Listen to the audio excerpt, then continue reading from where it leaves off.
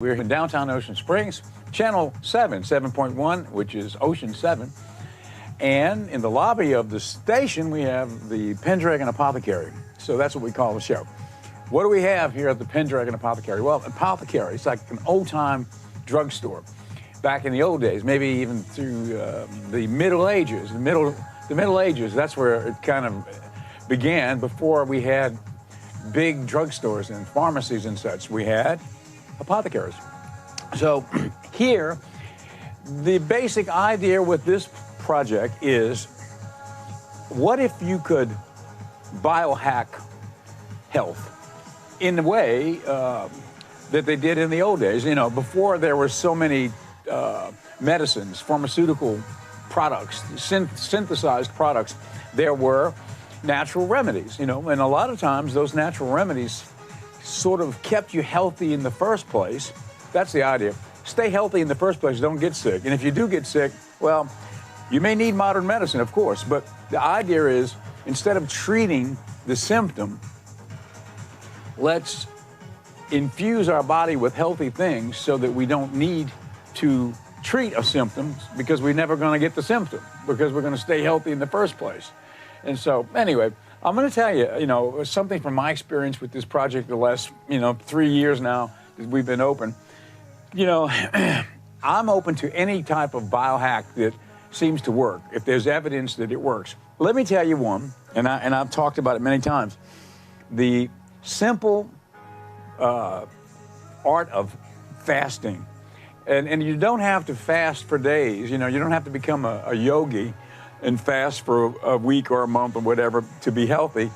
What I'm doing, and what I've been doing now for this last, I don't know now how long, 6 months maybe, I would say about 6 months, is the intermittent fasting.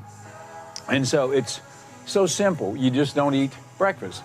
You stop eating at 8 p.m., you don't eat overnight, nothing, right? And then in the morning when you get up, you can drink black coffee, no juice or any food. And then at noon, you can eat. So at noon, right as we came on, I jumped back there and ate a few peanuts.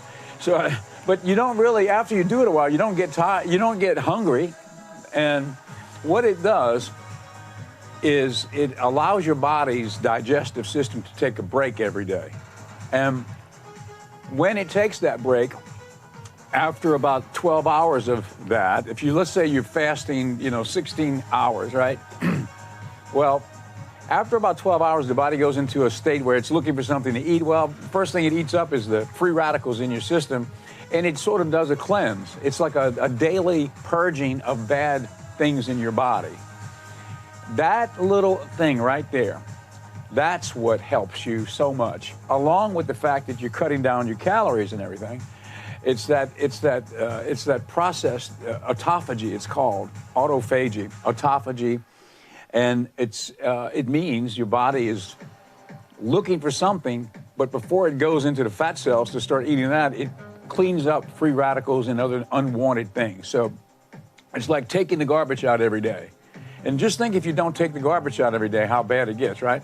You couldn't live like that. You couldn't live with like a week's worth of garbage in your house, or a month's load. How about a lifetime's worth?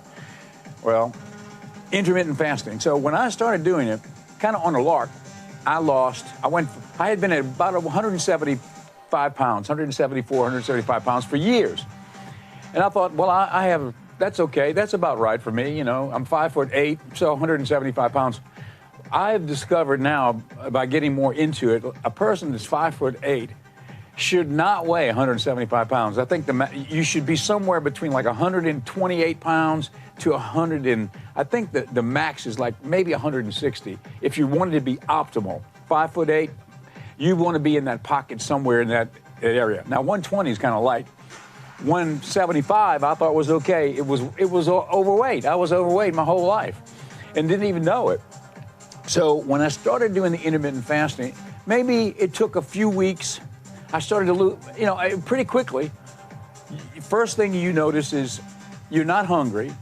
I think you become more clear on things, more focused.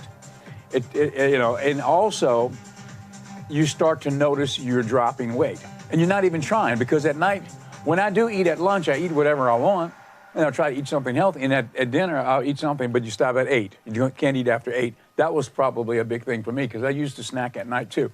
So I dropped down. I went all the way down to, I think the lowest I got was like 147, 148 pounds. And I thought, well, man, that is, I could feel myself a little bit weaker too.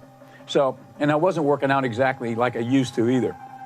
So I started working out a little heavier and got my strength back, from getting so skinny at 148, which I thought was pretty skinny considering, right?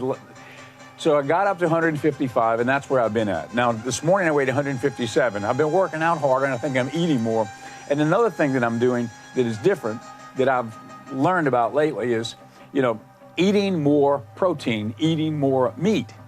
I used to think not much meat. You don't want any dairy and any meat. I used to just kind of think that was the case when I was 175 pounds. Now, I'm eating more meat, and yet I'm maintaining, the 155, 156, 157 range. But I'm eating a lot more meat. The protein and working out harder, too, I feel stronger. So I'm giving you that as a biohack tip, and hopefully it will help you. If you're trying to lose weight or you just want to feel healthier, study or Google or look into intermittent fasting. What I just told you is a pretty simple way to do it, even if you didn't Google it.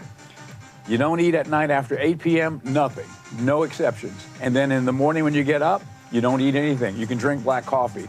You don't eat anything or drink anything, juice or anything other than black coffee or water until noon. Then you can eat. And you go from noon until 8 p.m. So basically 8 hours of eating and 16 hours of not eating.